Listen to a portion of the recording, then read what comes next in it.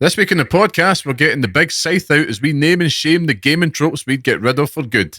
Scott shares his verdict on yet another new game, and on the Pixel Pick Showdown, it needs to be worth our time as we crown the best rewarding game. All this and more on this week's Pixel Parents Podcast.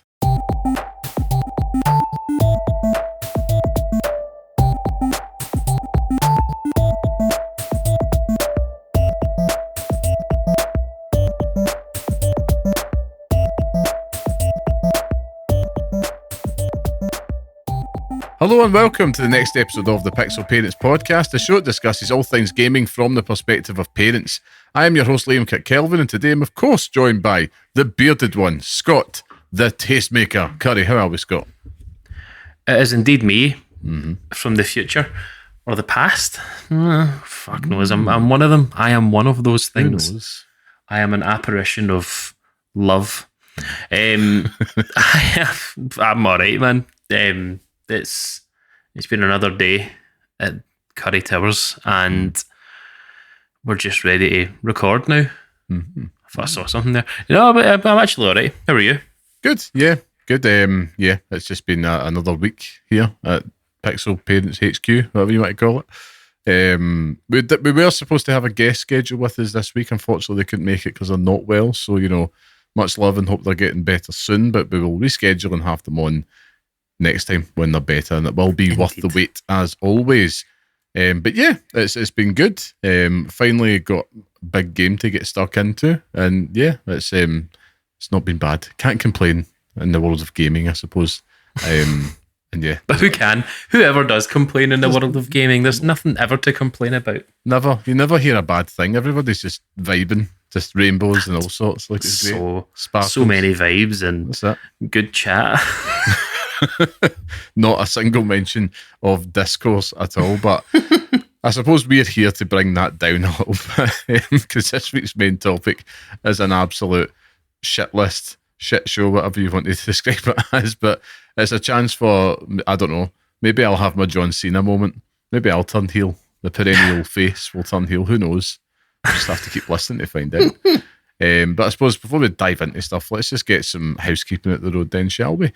So for those listening, this is the Pixel Parents Podcast, the weekly podcast by parents who game for those who do the same, where each week we discuss all things gaming whilst raising little ones. Now, if you want to be part of the podcast, come say hello and share your thoughts with us at pixelparents.bsky.social on Blue Sky, or write to us at pixelparentspodcast@gmail.com. And if you like what you hear and you want to support the show, you can leave a 5-star review and share this podcast online with your friends. It really helps us out, and of course, thank you to everybody that joins us each and every week. Now, before we get everything out the way, Scott, I have a favour to ask everybody. Now, once again, I think we put a call out to arms a few weeks ago asking people to kind of share the podcast, tell their friends, and they have come true on that. They have. So for all of our new listeners out there, if you like what you hear, just tell somebody. Tell somebody that you know that's a fellow parent gamer or even just an adult gamer with juggling life and hobbies, etc. What we tend to find is when you're part of this old train, you tend to enjoy it, which is good. But yeah, we just want to keep on building things. And I want to give a special shout out to friend of the show, Alex, and the guys at the Mimicsville. They're just celebrating their 50th episode this week. So please do go check that out. Show them some love. You know what to do. But then also come back to us. Because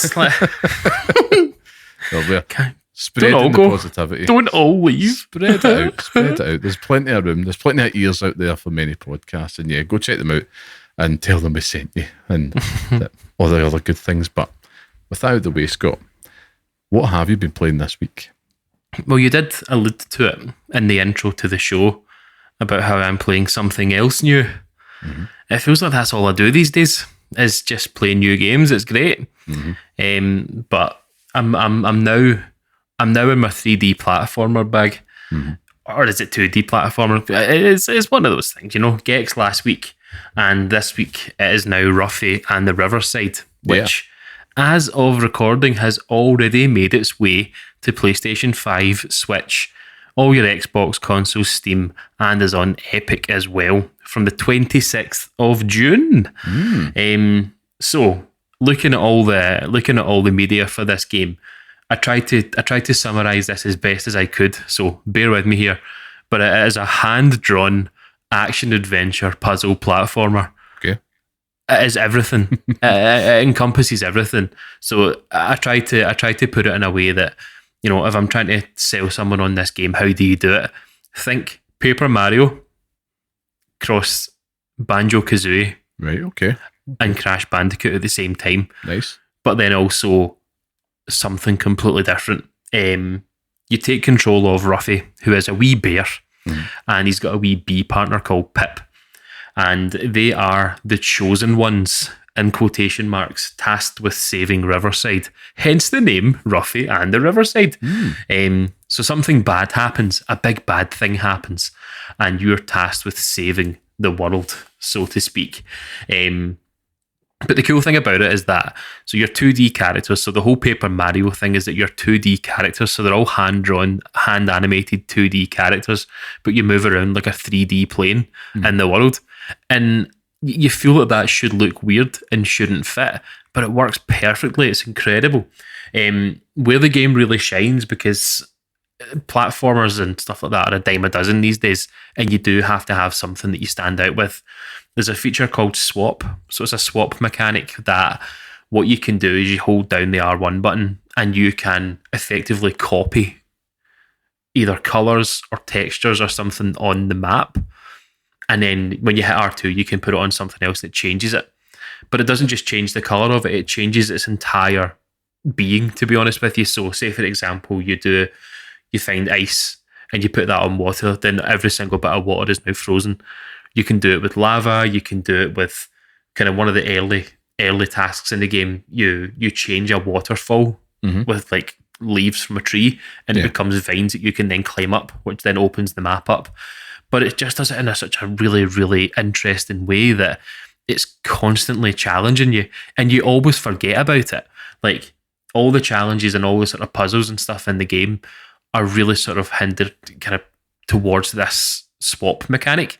So it might be that you have to find something that's heavy to weigh down a certain weight to open up this door, or to open up something, and you have to go and find that in the world and then come back and do it. It's amazing. It's so interesting, and it really does change up the way that you go about it, because if this was just a regular platformer, it might not shine, it might not sort of get its name out there. But I think this whole swap feature is really its, you mentioned the word, you said the things je ne sais quoi last week. Yeah.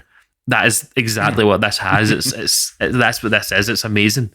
It's got loads of collectibles, as you would come to expect from it. Kind of wee creatures like what's the wee poo-looking guys in Zelda? Oh, gonna blank again. Still gonna blank. Koroks or something like that. So it's like wee guys like that, and they play a part in the sort of wider narrative and the wider story. But yeah, a lot of the puzzles aren't just, this change the colour of it. It can be change the weight of something that, then brings it down, or find ways to destroy certain things using things in the world. It is amazing. Like, different biomes, you've got this hub area, but then that branches off into like 6 or 7 different areas that have their own little puzzles to play. So you're not constantly doing the same thing. Like, one of the areas has you basically acting out like a Tony Hawk minigame where you're skating through, and it's phenomenal. Like, you're doing tricks in midair, you're collecting like a high score, but there's ways that you can get around that if you're really terrible at it, which, I won't tell you about. Just go and find it out for yourself. But it's amazing. Like, it doesn't stop you from trying something out. Like, that's the good thing about it, is that it doesn't hold your hand as you're doing it, but it gives you a little bit of lead to kind of go and try it and just see what happens. Where I would say that some of my frustration came with it is that you've got puzzles, but it effectively gives you the answers to the puzzles. You can not pay to win, but you can pay coins, and it basically gives you the hints to do it. So you can make this game as easy or as hard as you want. If you want to just fire through it, you can do that. And some people might like that because, it kind of gets it over and done with, and you're not having to think about it, and you can focus on the actual gameplay itself. But I think it was an incredible time that I had with it. I think that all in all, 13, maybe 14 hours that I spent with it. Nice. And it's one of those games where I find myself that now that I'm finished it, I constantly want to go back and play it. I want to go and get the 100% with it because I'm pretty much almost there with it. Like it's you can do it naturally as the game progresses. Some of the plaudits that I'll give it is its art style is fantastic. I mean, I'll go and look it up, go and kind of have a look at it anywhere, Ruffy in the Riverside, and it is gorgeous. Like the whole way through. It's paced well as well, so it's not one of those games that lingers for too long. Like it knows what it wants to do, has loads of jokes and loads of fun moments in it that you're you're happy to kind of work your way through. But I thought it would take longer, and for me it did, because I like to fanny about and get lost in certain places because I don't know where I'm going. But it was really fun. Coming back to the reason why we talk about games on this podcast and the family aspect of it, I showed it to the wee one, and she's constantly wanting to play it as well. I think all the colour stuff and the switching of the colours and the characters and the things really interest her. She does find it difficult to do the whole switching mechanic and how quick it wants you to do it. If there was a way that you could toggle that to make it easier for kids to play, you'd be onto a winner here. But I think that it will do well. Like I think that for families just looking for something that if you see it on like the Switch store, because I think you can buy it as a Nintendo Switch version, you can play on the Switch too. And if you buy it on the Switch store, it's a perfect wee handheld game just to kind of muck about in. I would love to see what a sequel would do, because I think it would merit it, and the way that the sort of story ends up. You could go about doing it. I'd love to just see how they develop this whole swap function, because it really makes it stand out, Liam. Like honestly, I think that whole concept within this game is it's phenomenal what they've done with it, and it's not. I want to see more from it. Do you know what I mean? Like I'd love to see how they can change that up in the future. Kind of talking about its performance, how much is this due to the fact that it's a preview copy of it and it's not the fully fledged like kind of end kind of result of it all? It ran fine on PS5. I did have a couple stutters kind of moving from zone to zone. How much that is going to be sorted on release, I'm not sure, but I'm sure that it will be kind of addressed fairly soon. But I don't think there's any problems with it. I think that it's definitely. I said that. What was it? Chronicles of the Wolf was a very competent Metroidvania.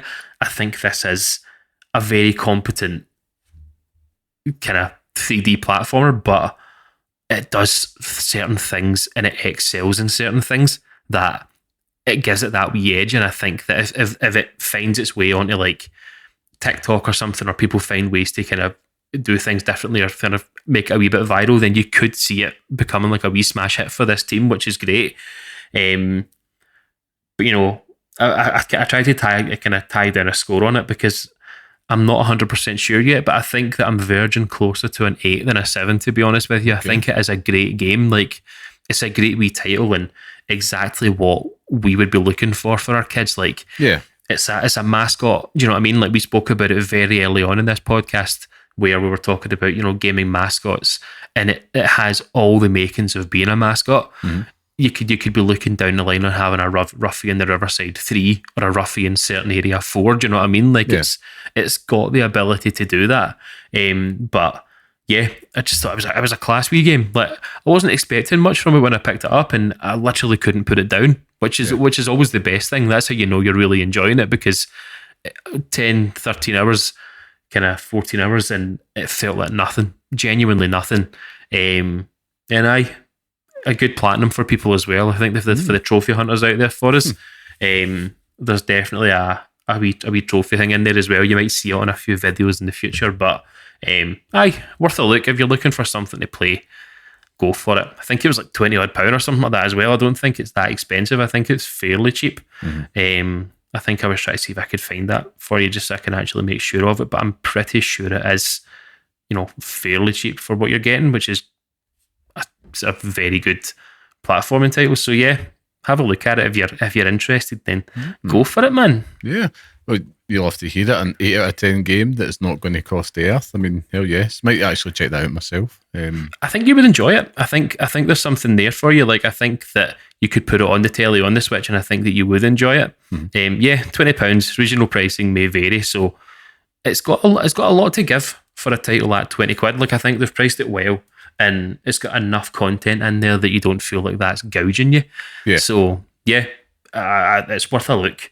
I would love to get into more of it, but I don't want to spoil it for people if they want to go and play it. But it is brilliant. Like, Ruffy himself and his wee character Pip, there's loads of jokes and there's loads of daft moments in it where, sort of like touching on like the kind of Banjo-Kazooie vibes, it's like daft moments that kind of wee jokes and stuff like that.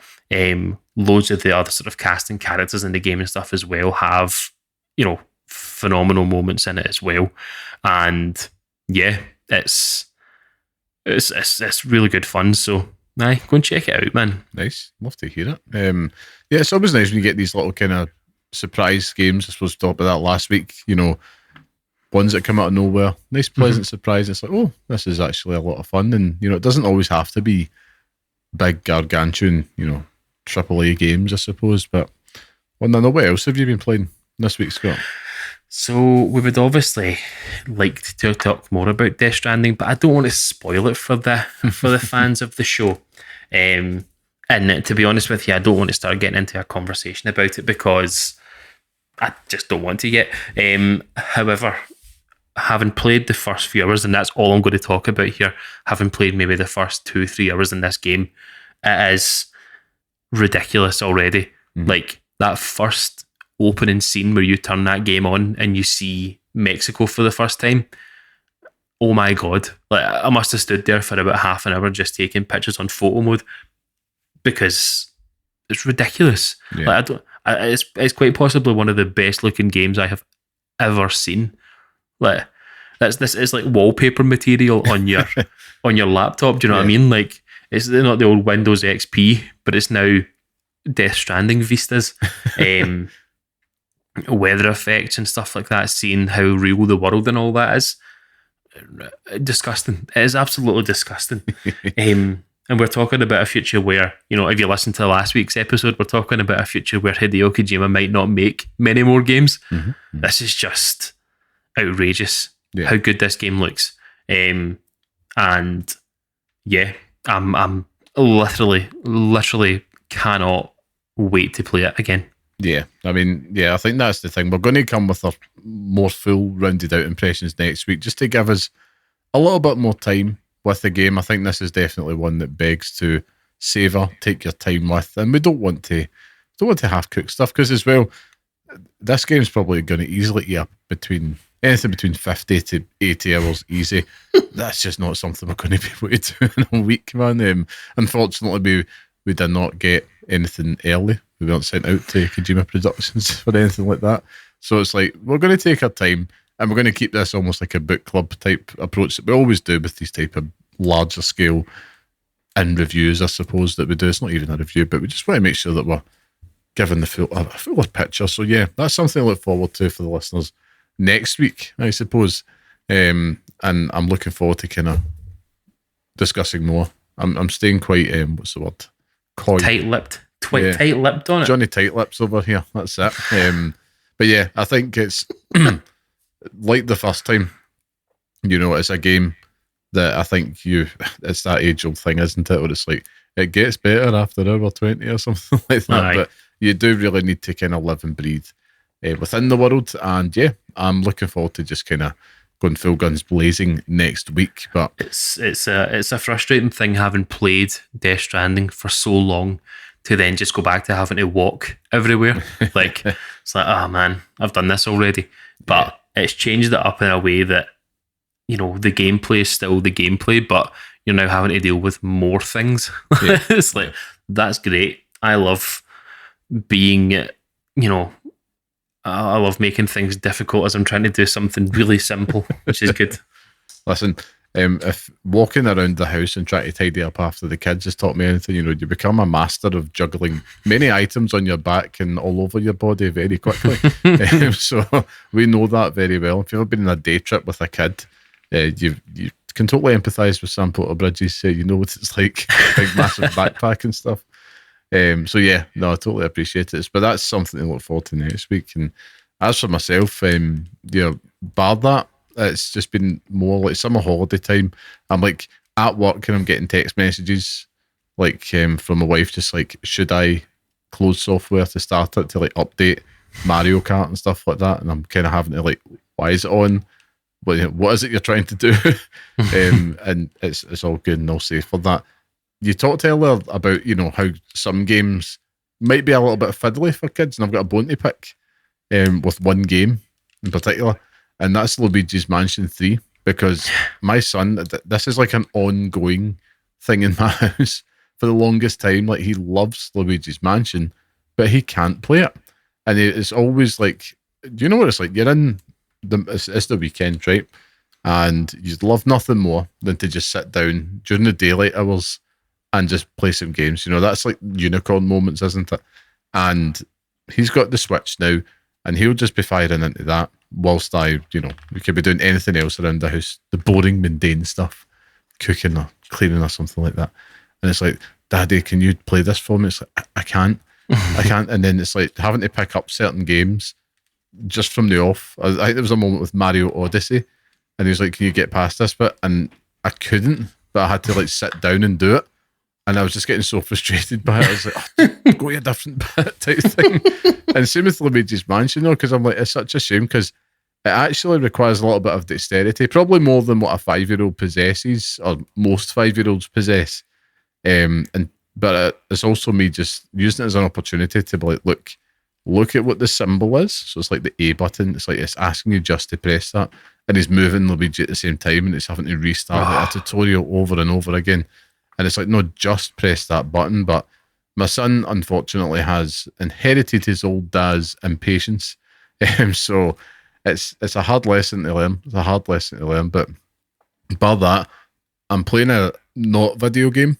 It's called The Game of Being an Old Dad, right? And what it is I'm using the tactic of incentivization. Because I'm coming home from work, and it's honestly like a bomb is at the place. I'm like, I can't have this all summer. So I'm like, look, you give you a job for the summer. You make sure that this, your toys and that's tidied away by the time I get in from work, and we'll take you to the toy shop at the end of the summer for a wee thing. So I'll give you a £5. And he's like, oh God. A £5. A whole £5. But I'll probably up that if you can actually stick with it. For the whole summer, he deserves more than that, mate. Yeah, maybe like a 10 or 20 quid or something. We'll incentivise it further. But it's just these little things just to try and teach them a little bit of like, you do something, you get something in return type thing. And particularly when it comes to games and all that as well, I'm hoping that he will put 2 and 2 together, because the Switch is now old, and it's like, well, say for instance he did have £20, which he probably does. He's got money in his piggy bank and all that. It's like, don't go to the random trash, or like, don't pick up a WWE figure because you're not really into wrestling just now. Why don't you go upstairs and look at all the cheap Switch games? It's like, you could go buy a Ninja Turtles game for 20 quid. Just go up there. It's almost like being in like one of those like escape room type things. It's like the solution's right there. Just go to it. Just go. Just go and do it. Have you played Elden Ring before on the Switch too? Maybe you could buy that. So, there's Donkey Kong Bonanza. Why don't you pick that up? Why don't we split our money and we can both pay for it? That's it. I know. He'll probably learn from a young age that it's Nintendo games, and you'd be lucky to get any decent ones for that price anyway. That's true. All vaporware or shovelware at that point. But yeah, I mean, talking about shovelware. What was that game we were looking at last night? Me? Yeah, we were looking at games last night. You found a very fun one. Oh yeah, that's a story. Yeah, so we can browse. I won't name the site, right? But we can browse a site that can give access to keys. It's usually a mix of larger developers, mainly smaller indie developers. And scrolling through it, we stumbled across, what was it called again? It was something like Horny School or something like that. The name doesn't matter. I mean, but it was like, I was absolutely howling. I definitely didn't request it. Chatting, shooting the breeze. No, we definitely didn't. No, I think we'd be kicked out of the houses. And you click in it, and it's basically just a 3D porno animation. which is kind of masquerading as a game. Don't worry, we're not going to get that code and review it on this. It's not that type of podcast. Nah. We're not on Steam. We're not on Steam yet, so. No, that's it. Yeah, that's it. PC podcast might want to check that one out, but there's some lines we just can't cross, man. But we're not about to start doing lewd games on this. It had the cheek. It had the cheek to give like a YouTube tag for YouTube videos for it. It's like who? Unbelievable. I don't know. I'm fascinated. There's obviously some type of content creator out there that's doing that, and that's their bag. And fair enough. I'm sure it's at a very, very sour, crusty part of the internet reviewing these type of games. And fair play to them. You live your best life. Fascinating. I'm probably going to be tempted to try and find these type of creators now to see if it does actually exist. But anyway, I digress. But there's lots of things within the gaming world that pop up, and as we mentioned, the odd pop up there is a surprise, but there's ones that pop up quite often, what we would call a gaming trope, Scott. And I'm going to move us into our main topic this week, which is titled Gaming Tropes We'd Change. It's simple. What are the things that we always see pop up in games that we'd change for good if we were given that option? If you were given the Infinity Gauntlet and you could snap them out of existence, I'm going to use, that's a trope in itself. So I want to know, Scott, what you'd change and why. But I'm going to kick things off just to get the ball moving a little bit here, right? So here's my first one for you. So for me, a trope that I would change is getting or obtaining a cool skin for 100% completion in a game. It could be a skin, could be an item, just something that's really cool. And it's like, I've got nothing to do. Yeah. The one that always springs to mind for me was Batman Arkham Knight. If you get the 100% and you get the Nightfall ending, which I did, a game that's probably not worth 100% if you go back a couple of weeks, and you get the cool costume with the gold Batman logo on it. And I was like, I might have wanted to rock that swag maybe a good 30 hours ago. It absolutely grinds my gears. And I'm going to be putting lots of tropes in this week. But yeah, that's one that I absolutely think we should cast it into the sun. Give us the cool stuff early. Let us enjoy it, because I know what they're trying to incentivize you for a replay. I'm sure I'll speak for a lot of listeners out there as well. We ain't got time for the replay. It's like we're very often one and done, and we'll move on. But yeah, let's just end that. Let's just give us the cool shit up front. I agree. It's true. It's a pain in the arse. A bigger pain in the arse though is unskippable cutscenes before boss fights. Lord.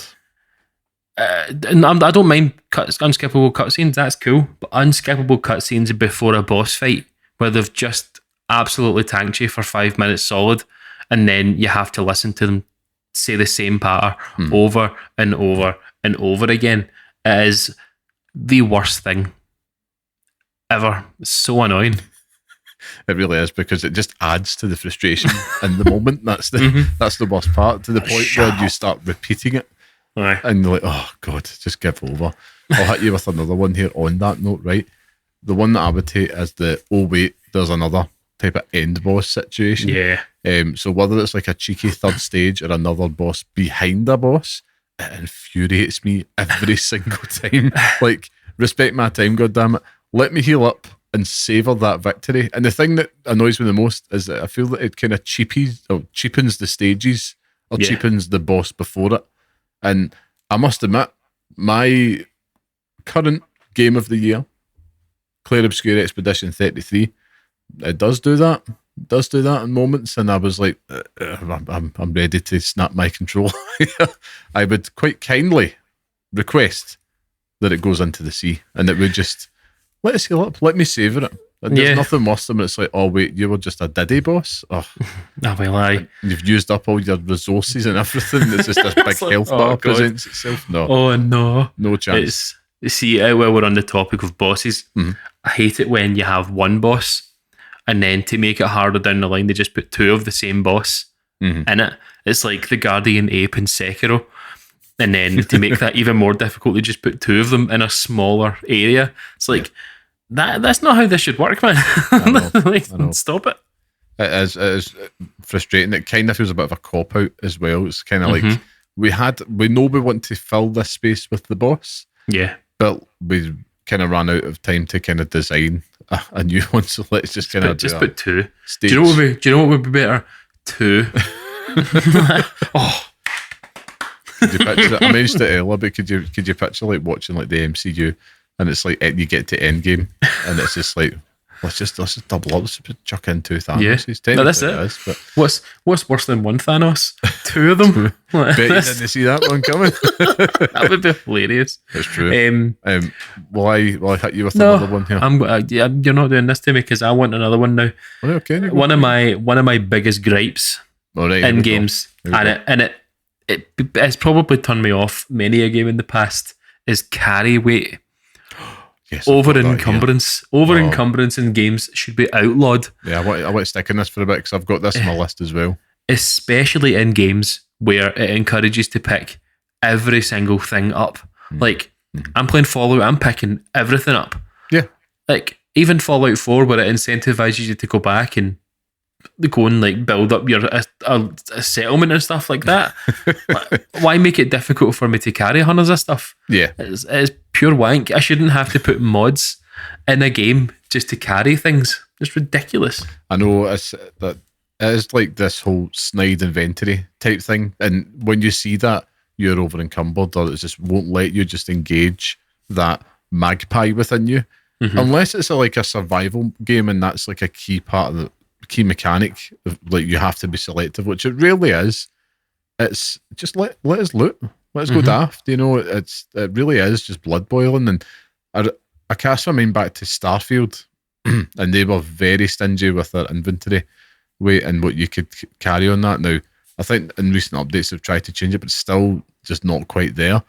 And particularly where you've got a game where there's loot, there's crafting mechanics, you're going to be picking up a lot of quite literal shite, and you know you want to make sure that that's bogging you down. I know it's like, right, the crafting materials are like 0.1 in weight, it still doesn't add up. And then, you know, for me, I like to hold things I will never use.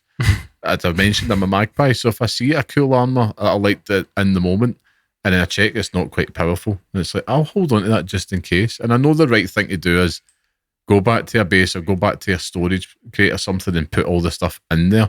But ain't nobody got time for that. It's the same. You know, it's true. just, I don't want to do that. I think when like playing through it, this is quite almost exclusively a Bethesda problem. You know, go back to even like Skyrim and stuff. And I remember they did like house building in one of the DLCs for that, and it was like great. I can just dump everything on the floor, off I go. And it's cool that it will stay there. That's cool in itself, but I still don't want that extra step of going to get it. Should I ever need it? That's the thing. It's so like, annoying. Like I like playing Fallout 3 recently, and I'd have to go back to my house and dump everything. And did I ever go back? No, like never ever went back. I just went and picked more stuff up. Like I've got more like blenders in my pocket than anyone ever needs, but scrap, I've got 1 million pieces of scrap metal just in case, but it's ridiculous, man. Well, I'll move on to the next one, right? I'll hit you with 2. I'll see if I can kind of link them here. I'll try my best, but the easy one here that I think we're all thinking, and that arguably is slowly but surely going away over time, but not really, which is escort missions. You know, this trope is a trope. You know, it's the ultimate trope, but and me saying it almost as a trope daft, nothing but tropes, but I can't stand them. You know, even with, there's been some small attempts to improve it. I would say like in Assassin's Creed Shadows, they still have those little escort missions you just to follow behind, but at least you could hold down X and it would just auto follow. And you could effectively put down the controller for however long it takes, and it might only just be like a minute tops, but it removes agency. You know, I feel that it's usually just there for padding and exposition dumps, and personally I would just like to see the end of it. It's like, if it's just not worth our time. It's usually you have a cutscene, and if I look at Assassin's Creed, cutscene, and then you have to follow somebody where they tell you a little bit more, and then it's like, right, finally I can just run off and start malking people. That's what I want to do. And on that note, they'll follow this up with the next one, which is the slow walk, no action expo dump. I'm trying to kind of give them these things right, but Last week I mentioned that I went back to playing Spider-Man 2, and this is probably one of the most guilty parties here. There's moments in that game, like when you're playing as Peter, and you just have to mannequin yourself through a very expensive bit of scenery, and then you're just getting an expo dump, and usually it's only single button tap things. You can like pick up a plant pot or something, but if you dare to explore it, the thing that makes this so infuriating is you'll get the other voice character they're usually interacting with, like Harry, just kind of like, over here, hey Pete, just try to funnel you into the next stage. And it's like, no, just let me explore and have a wee nosy about this dead set level that you've taken the time to make, or make it a cutscene. Yeah, you've literally hit the nail on the head with it. Like, it is this could have been a cutscene. Do you know what I mean? Yeah, it's. I'd written that down, and then as a bonus point to it, I put when a cutscene finishes in a game, but then you get control of the character for 3 milliseconds, and then it moves on to another cutscene. It's like, what is the fucking point in that? Like, just animate them walking forward 3 steps. Do you know what I mean? Like, there is no need for it.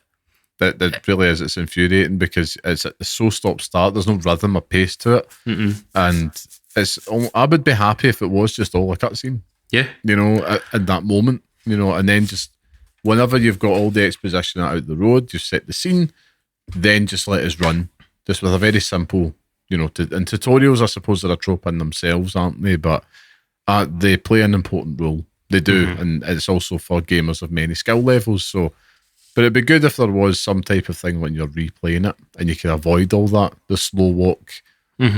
Expo dump as an escort mission, usually a tutorial. I'll chuck in an extra one here just because it segues nicely, right? And I'll let you take the floor. But multi-stage tutorials, so it's the ones that you mentioned, like they make you read or progress the dialogue with button presses to kind of get to the next point, make you do something for a split second, then you have to go and speak to another character and do the same, repeat, then go back, and you feel like you're doing it endlessly. Pokemon is really bad for this. Yeah. And it's kind of like, I know why it's there, because they're trying to appeal, obviously, to a much younger audience. But, man, just let us in about it. Just let me go chuck balls at things. Let me play the game, man. Just let me play it, Mr. Pokemon. I want to play Pokemon. Just, you can hear it. The A button and the text is coming up. Yeah. I'll always go into options in Pokemon and make the text scroll fast. I've did that ever since I could figure out you could do it in the original. It's like, oh, cool. I can spend less time reading, because hence why I'm playing a game. It's like, just get me to the game itself. But yeah, I really wish a lot of JRPGs actually are really guilty of that. Oh, they're really guilty of it. The tutorial daft. It's so frustrating. Like, tutorials in games, full stop. Like, it's just let us struggle, man. Let us all struggle, and it's fine. A good place to go about it is actually with Death Stranding, to be honest with you. Like, that does a pretty good job of it. But then you've also got dialogue dump.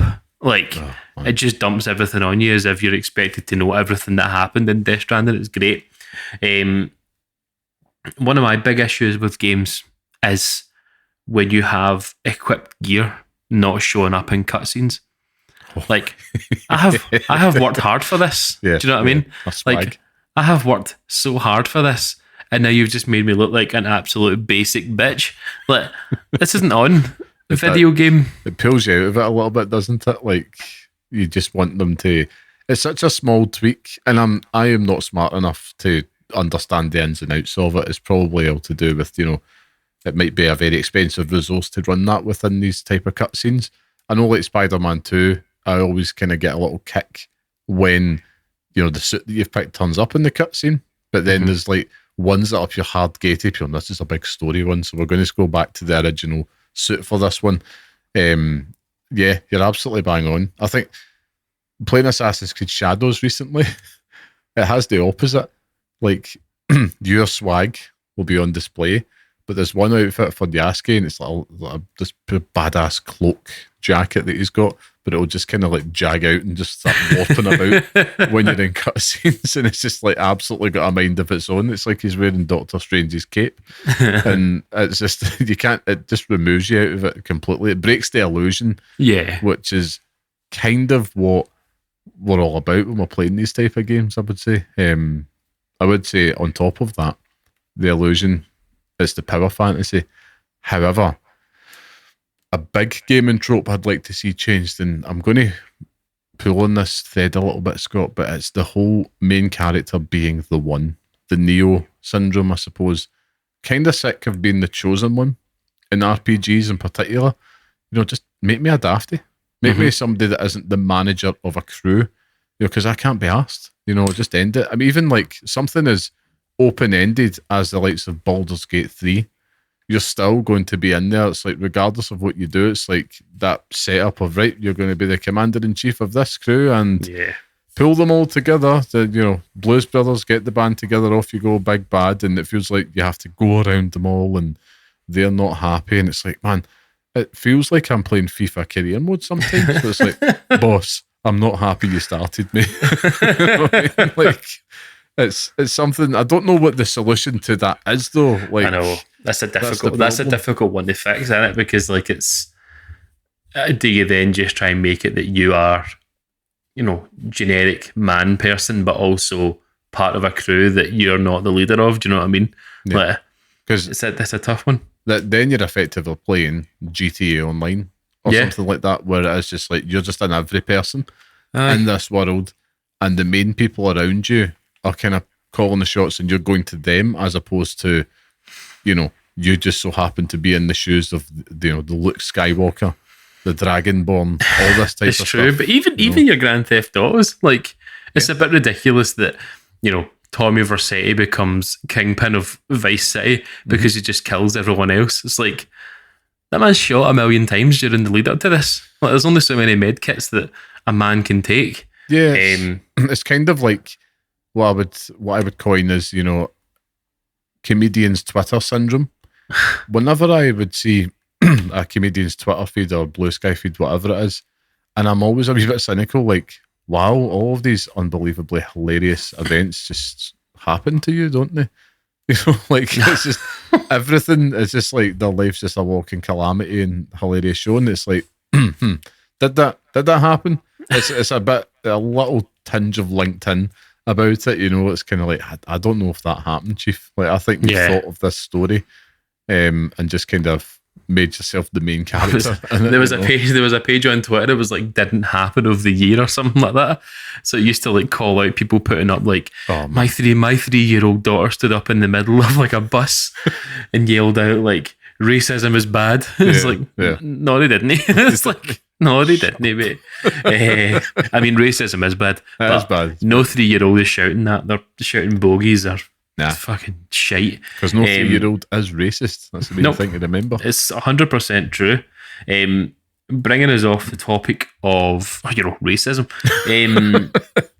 I would like to have a discussion about why weapon durability is necessary in games. Yes. The Zelda Breath of the Wild trope. The Zelda in general, Breath of the Wild, it's probably one of the most irritating parts of that game. Like, it genuinely knocked points off my feelings on Breath of the Wild because it's so irritating. The fact that you have durability for a weapon, it's just so annoying. Yeah. Especially if you're playing, if you play Master Mode on Breath of the Wild, it's possible.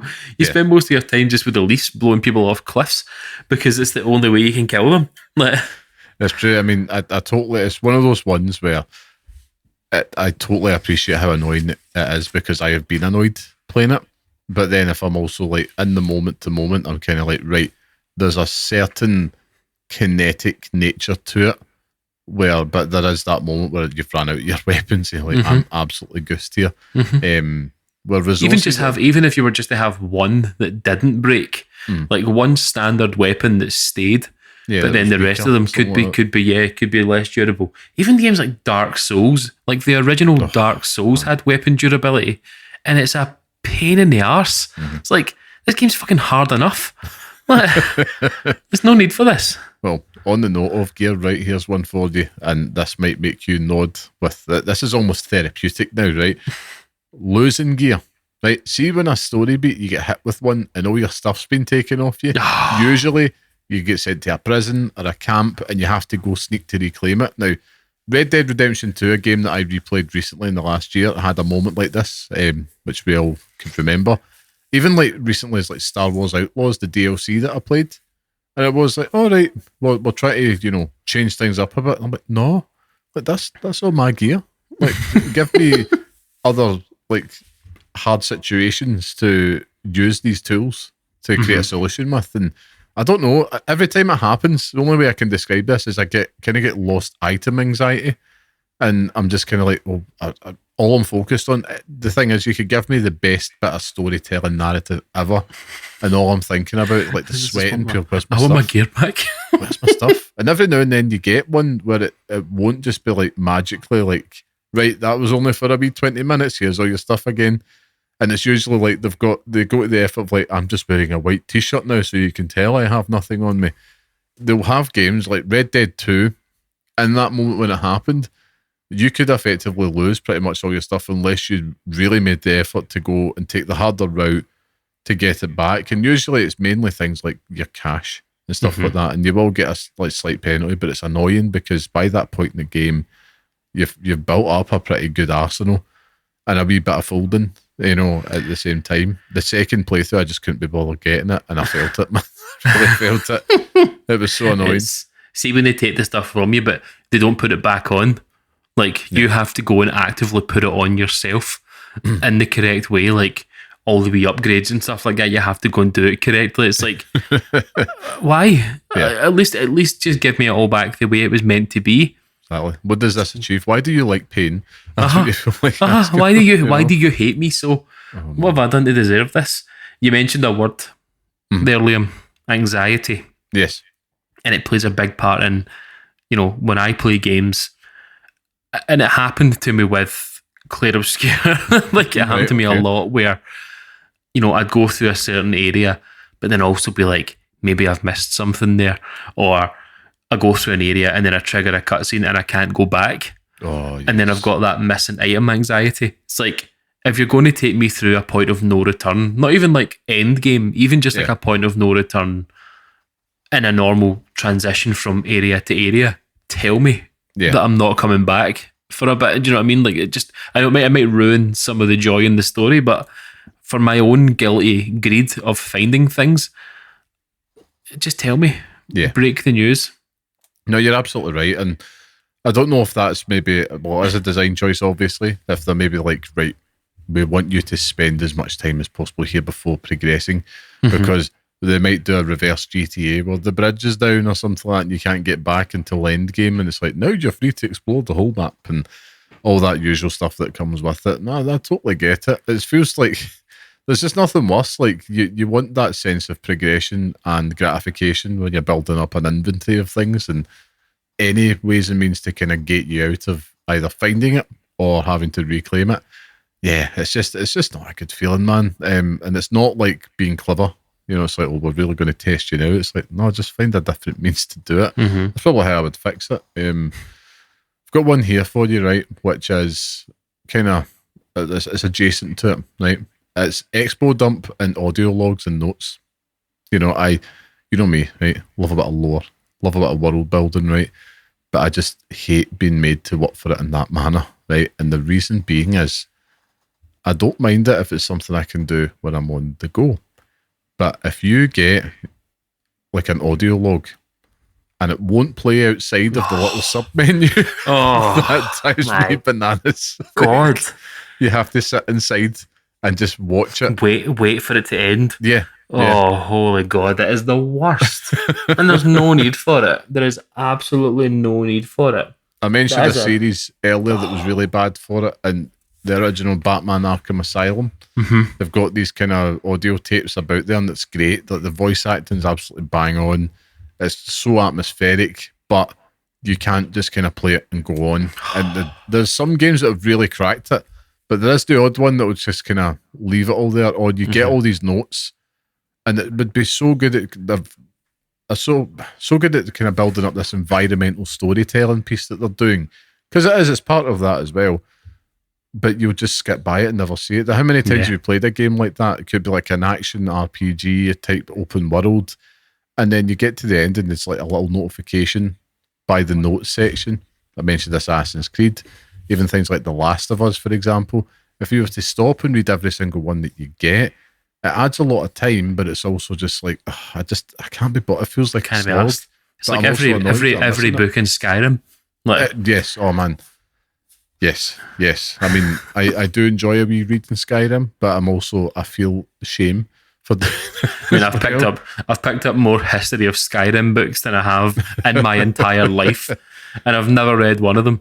Like, and I'm sure there's someone has. I'm sure there's someone with a YouTube video out there or a document out there that has read every book in Skyrim, which is hilarious. The Vati video of Skyrim is. It's so funny, man. But I hate that. I hate it so much. I'm sure actually Claire Obscure did that. Yeah, as well. You had to sit and listen to it in a menu. That's a pain in the balls. That. Oh my god, I hadn't even thought about it. You actually spoke about this before when you were talking about your Star Wars Outlaws Platinum, but quests that you can only do once and then it needs to refresh. Yes. Like, why? Why does that need to happen? Mm-hmm. It happened to me recently with something as well, where I could only do it like once every half hour, and then I'd have to go back and do it.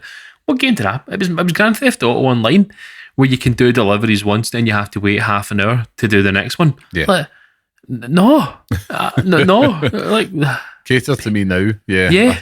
I think it's annoying. I mean, I suppose a mobile gaming trope, we'll come back to Marvel Snap here, is the type of modes that bake in an artificial currency to play.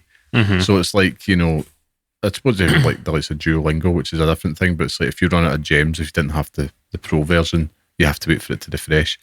If I look at Marvel Snap this week, they've added the Sanctum Sanctorum event, and you have to basically wait for your scrolls to refresh. So every time you press play, it will cost one scroll, and you can earn them back by going up the levels, but to do that, you need to play. So it's like it adds this level of anxiety to be like, well, this isn't fun. It's the same feeling you have at an arcade and you've ran out of, 50 pence pieces or whatever as £1 coins. And it's like, I either need to get more money, I need to wait to earn more before I can go back again. But, I just want to just keep doing it to get better at it and just keep playing, keep having fun, particularly if in a mobile game. That's a right pain in the arse. Get rid of it because it's greedy. That's the problem, because of course you can buy scrolls, and that's the problem with it. I've got one here that might make you shout Eureka in absolute pain, but see, this one I've wrote down is cover me. See the defend a point whilst useless character does something. I hate it. Like, I can smell it a mile off. I'm looking at you, The Last of Us. You're walking into it and it's like, I just don't want to do it. Any type of like defend a point, tower defense type stuff. I'm like, aye. Nope. This can't be bothered. Gears of War is really bad for it as well. And it's like, I get it, they want to add a little bit of tension, but you're also just like, it never moves fast enough. It's always at an odd rhythm to what you're usually doing with a normal skirmish or a firefight at that point. Yeah. Into the sea with it is what I will say. Burn it down. True endings in games. Yes. Like, I understand having multiple endings in games, that's okay. But true endings annoys me because they're often hidden behind impossible tasks or things that you wouldn't do in a normal playthrough. It's like Arkham Knight. Yeah, like make it obvious. Do you know what I mean? Make it obvious from point one that that's what you want us to do, and then we'll do it. But Deltarune has a true ending and stuff as well. It's just like, one time back around. But it just annoys me, like, to have the audacity to make things more difficult. Yeah. Not in here, man. I think we're all a sucker for like the true timeline canon, I suppose. And there is ones where you always feel like I'm just missing out. Now, we do live in an age of YouTube where it's like, that's true. Expedition 33 was one, where it's like I had an ending and I knew there was multiple, so I just went and watched the other one. I was like, okay. But it's that little kind of tweak of anxiety. It's different for like a game, like it says, multiple endings, I suppose. that's one thing. But then when you get to play the sequel, it's like, that wasn't the real one. Then you find out years later, it's like, oh man, it's just like another step that you've taken, and you kind of feel, it's almost like you feel like you failed the test. Almost, it's that kind of sensation, like I picked the wrong answer type thing. And yeah, it's never a good feeling. Never a good feeling. Not a fan of that at all. Not a fan. But I mean, that's all the tropes that I had on this. Scott, did you have any more? I've only got one more. Hit me. And we've spoken about Batman so much in this conversation, which is strange, but Trope man. It kind of links to this, is that when you're playing a Batman game and you're surrounded by 4 million enemies, why do they only ever try and hit you one at a time? Yeah.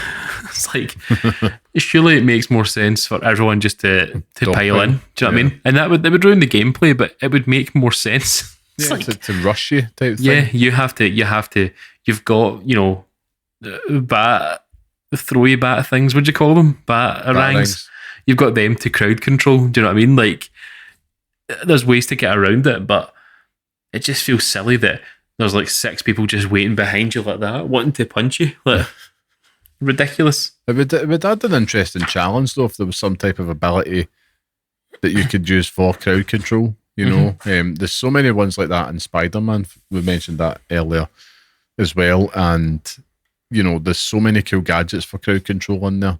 Suppose it's a bit tropey as well, but I'm sick of the whole like, here's a shield enemy, here's a big massive enemy that's disproportionate to anybody else in this world. That type of stuff. Like, aye, here's what he looks like normally, but have you ever thought about making him more difficult by just making a bigger version of the same character?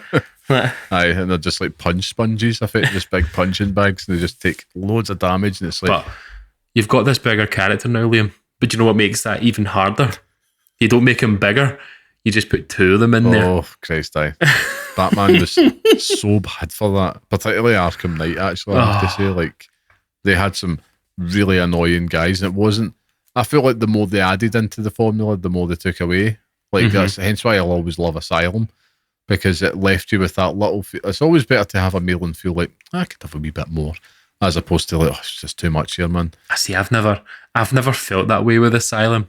City has always been my, like, it feels like my Batman game. Like, you know what I mean? Like, we all have one in the series, same in like the films and stuff. And City always feels like the Batman game for me. I love it so much. Oh, I mean, I adore City. I think it's, for me, it's Asylum was the home cooked meal, and City was the fast food. It was like a pure sugar rush because it did so much, like, straight to your bloodstream, to the point where, as an absolute Batman diehard, I would say it's almost like I can't quite believe how much they're crammed into this, because it's a total dream in that regard. Whereas, I don't know, it's always that feeling of like, they both have a little restraint. The only thing that kind of gets it marked down for me is like the Catwoman segments. And oddly enough, the first time I played City, I didn't mind it. It's just on replays. Whenever I do my annual replay, I'm just kind of like, I just have to just get through them type thing. Yeah. And I don't understand how she moves. Like, you have to like tap it in the right bits. It's like, I don't understand it, and I always get it wrong. Yeah. You just find her just like clinging onto this wall, pure. But yeah, no into it, man. I suppose that's another trope as well, actually. Just, wrestling control away from the main character. Oh, to add a bit of tension. Especially with bad stealth sections, bad stealth gameplay. Knock. Spider-Man is here. Like, worst offenders in this whole list. Fucking the 2 of them, Spider-Man and Batman. Rocksteady and Insomniac have a lot to answer for here. Super tropes. That's what we'll end up calling this episode. But yeah, I'm intrigued to hear though, if anybody listening has any other tropes that they'd like to see that they could cast into the sun at a moment's notice. Let us know, because it's been good fun. It's therapeutic. I mean, all joking aside, I mean, it's like, we still love the games when you do it, but there is those odd moments when these ones pop up. It does make your eyes roll a wee bit, because we've played a lot of games and you're like, oh, here we go again. And yeah, it's just something that's like, there's a solution out there for it. Tropes have a place within games, I suppose. But I mean, there's tropes that I adore. Open world gaming is a trope. It's absolutely a trope, and I'm absolutely daft for it. But yeah, it's, who knows, Scott? I mean, What's your solution to it? Is it something that you're just like, yeah, it's annoying, you just accept it, or is it something you'd like people to, some genius out there to try and fix and create a new trope? Nah, because then we wouldn't have content. Do you know what I mean? Yeah, that's true. I think if they were to fix one thing, something else would annoy you. Do you know what I mean? So there's always going to be these moments that are irritating, but Yeah. there are things in there like it's when it almost when every single one of these happens, you're like, oh. I know, but I mean, it's a bit like being at work, I suppose. But that's the thing, though. I mean, ultimately, you just want to feel like you're being rewarded for your time. And on that note, it is time now for the Pixel Pick Showdown, where each week we each pick a game from our chosen theme and decide which one deserves to live on in the hallowed Pixel Picks list, which is our definitive list of the best games we recommend and pass on to the next generation of gamers. The last week's theme was Best Surprise Moments game, with Helldivers 2 becoming the latest addition to that fantastic list of ours. Now, in this week's Showdown, we are debating what best rewarding game we think should feature on the Pixel Picks list. Now, as always, last week's winner goes last. So, Scott, I believe that would be you. You're on the winning streak, sir. So, let's get to it. Now, I will kick things off again. Dust myself down. I've got to make this one count this week, Scott. Got to make sure that we get a W on the board. Now, I've had a good think about this because rewarding can mean so many things. It could be anything. Rewarded you with a cool end of story, a cutscene, costume, even though it's something that I detest, so that won't be it. But for me, it's the sensation. That's the feeling that my time has been rewarded in one sense or another. That could be all the way through it, at the end of it, but ultimately it's that experience that I'm talking about here. Now, for me, my honourable mention this week, which I am deciding on the fly because I've got two games that I cannot pick between, but I'm just going to have to gamble. So my honourable mention, this week is Blue Prince. I think this game rewards curiosity and breadcrumbs you so well. You know, I loved it for that. You know, it was always given that new trail or progression, you know, and making you feel smart while doing it. Every corner you turn round, unraveling the mystery, and there was just that ultimate sense of reward at every twist and turn in it. If you stick by it as well, and if you keep going, the thing is, at the end of the game, that isn't it. There's still more things to do. So it's always wanting to reward your time investment in some way, shape, or form. The only thing that's going to stop you from doing that is yourself. You know, it's all there in front of you. Once you finish it and you finish the main objective, at the end of it, I was not kind of thinking, oh, God's sake, that was so obvious. It was like, all right, that's cool. It was right under my nose the whole time. If I really just kind of thought in a different way, and it was ultimately rewarding. It really was, and that's why it has been my honourable mention this week. But my pick this week, Scott, I'm having to go for the heavy hitters now. Bear with me for a slight moment because I've just got the fear that it might already be on the list. We're just getting a VAR check here just now.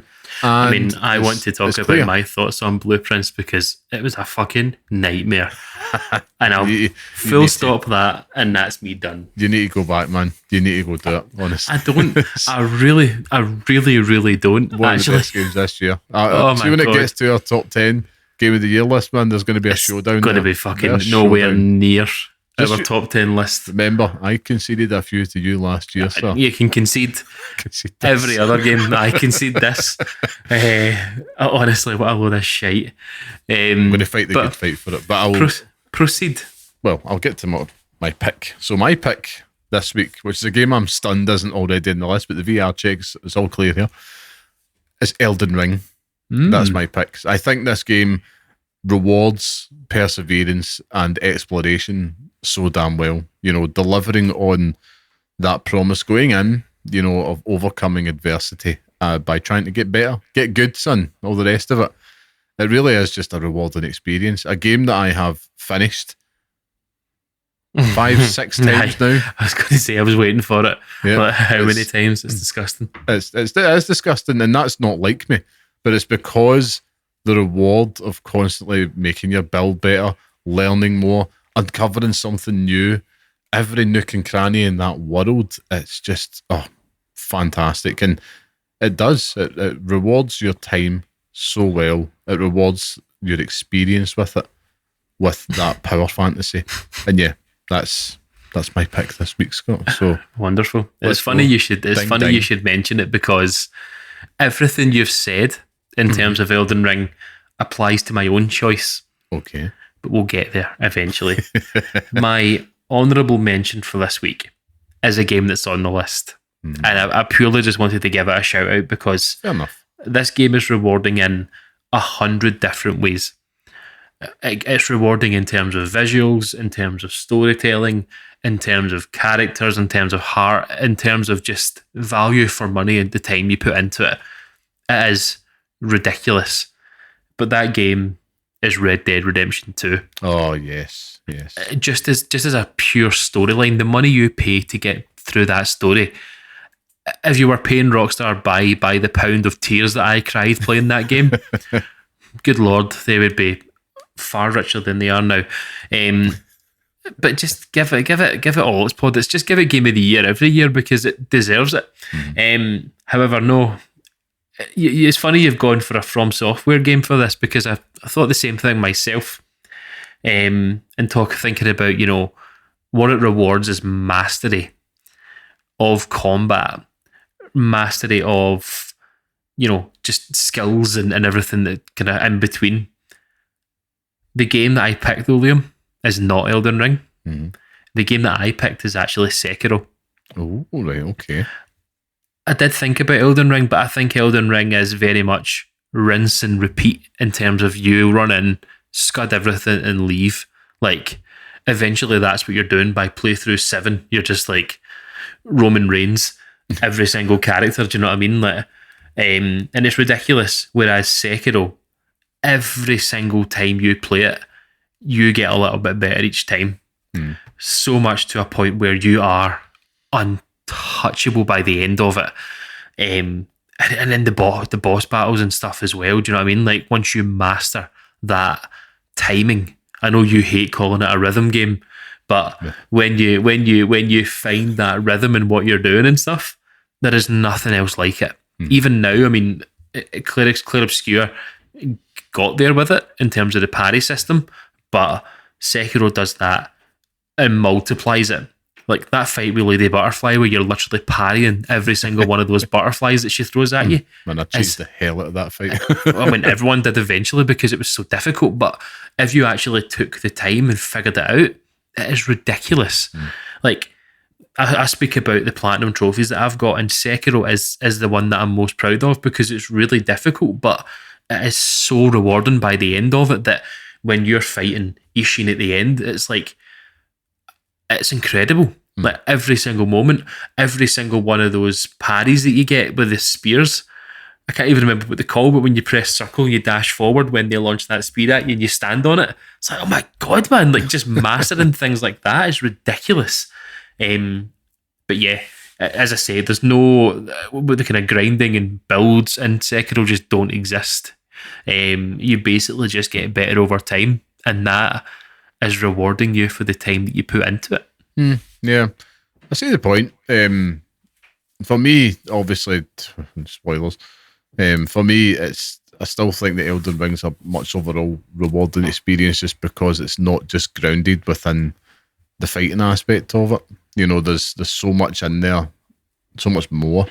It's definitely like their magnum opus moment, I suppose you could argue, because they've managed to distill things down, make things a tiny bit more accessible, but also give you options in there for the time that you put in. I mean, this is a game that will, not often will a game command hundreds of hours from you and you not feel like it was worth your time and the reward of that same sensation of getting better at it. Because let's not downplay it. It will kick your ass, Elden Ring. But it's featuring a blend of many things. The frustrating thing with Sekiro really is just the same thing with any From Software game. You know, it's about how much you're willing to put into it. So they both are so rewarding in that sense. Like, if you apply yourself, and I know that sounds daft and I sound like one of those absolute From Software sweats, you will be rewarded. Like, you can Yeah. effectively pick any From Software game. Interesting, well, we couldn't pick Bloodborne because it's already in the list. But I don't think Elden Ring, I don't think it's more rewarding than that. No, I think it's better as well. No, I'm going to have to stick with Elden Ring. It's just because I think it's got something over it in terms of the reward of exploration and stuff like that. Exploration on top of the combat, the build, you actually feel that sense of growth. Whereas Sekiro, the one thing that has going for it might also go against it in this regard, might be its linearity, I suppose. I mean, in a way, but it also does reward that exploration also. But Elden Ring, similar to the Thanos chat there, take every single From Software game and just mash it all into it, but then just make it bigger. Do you know what I mean? Remember playing Dark Souls? Imagine that, but bigger. Do you know what I mean? Miyazaki, you've done it again. But you know, side note before we come to the decision, I'm very surprised we've not touched Night Rain. Like, genuinely, I have really been surprised. So close. I almost got it for Father's Day. Yeah. If I'm being truthfully honest with you, I'll buy that, and then I was just like, I can't be arsed. Like, I've watched people playing it, and I've seen all the boss battles and stuff. But I've just not been. I'm not into it. I think that seeing what they're doing recently by adding like super bosses, normal bosses but harder, is cool, and just seeing how that works out over time, because they're obviously interested in like updating it over time. It's not just one of these throw it out into the world and leave it. It's they do seem to be sort of supporting it with the updates on it. So hopefully that sticks. But I can't be arsed. Like, I just couldn't be bothered playing it. Yeah, I mean, Shadow of the Erdtree, I felt like it was such a defining full stop on that. And if I'm going back to Elden Ring, I'm playing just the base game. I don't think anyone's going back to play Erdtree because it was fucking brutal, man. It was so hard.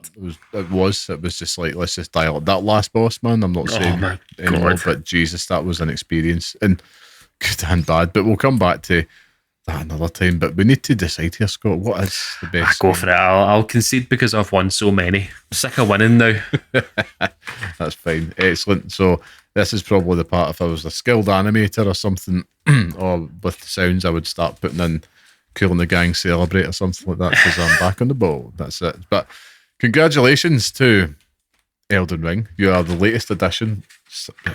If it's taken this so long, It's taken so long, but you're the best rewarding game on the Pixel Picks list. I'm really stunned by that, because I did have to check. I was like, wait a minute, if we put this on there. And it's actually come up a few times and not one, interestingly, but we found it. It's got its place. So well done to that. It's something I'm actually now thinking about now in discussion, but need to get back to Death Stranding 2. And on that note, that brings us to an end of this week's podcast. So thank you once again for joining us. And remember to support small independent games media. So if you like what you hear and enjoy the show, please share it on social media. Tell your friends about us, or leave us a wee 5-star review. That really does help us out. Makes a massive difference. Now, Scott, it is test time. Where can people find you online if they wish to engage with you? Get engaged with me. Engage to me on lamman.bsky.social. I will be posting a lot of Norman Reedus' feet. You and Hideo Kojima. Me and Hideo Kojima, yeah. just Hideo's feet the whole time. That's it. And by the time that, this podcast releases and all said and done, I might be the biggest Woodkid fan on earth.